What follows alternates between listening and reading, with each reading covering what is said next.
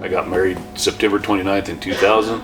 I started at Well County Garage in September 19th of 2001. Actually, I was hired as a technician, and I didn't know as much as I thought I did. So I ended up on the lube rack. So basically I started on the lube rack and have gone from there. When I started, I thought I knew everything, which, you learn pretty quick at whatever age it was. I was in my 20s when I started here.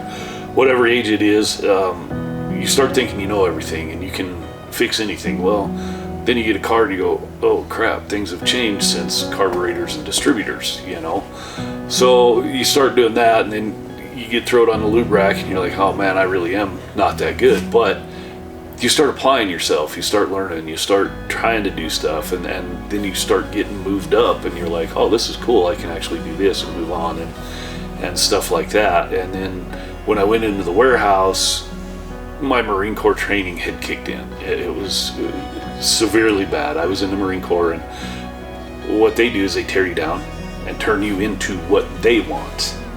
And you're like, okay, no problem. So you scream, you yell, you belittle, you do whatever you've got to do. And instead of just being that way, it became a problem.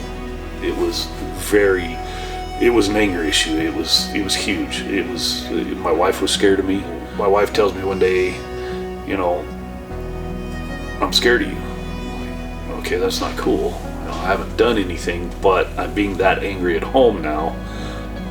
So it was a wake-up call there. And then I want to say, I think it was the very next day, Scott called me in the office and he looked at me and he says, look man, he says, I like you. He said, but if you don't change what you do, he says, you don't have a job.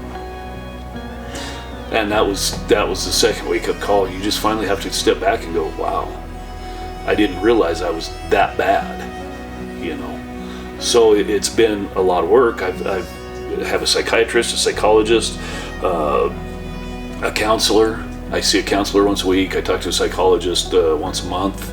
I talk to my psychiatrist every 3 months. I have medications. I know this sounds weird, and everybody says this a lot, but I have started to look back to my days of when I was a child and start going back to some of my religion, started looking back at some of that, and I'm trying to find that place now where I'm comfortable with me. So I've got a lot of great support as far as the people around here. I've got great support as far as my wife. It's really been awesome. I mean, I can't do what I do without my wife, for one. God, I'm hoping that he's playing a part in all of this. I pray, and we'll see what happens with all that.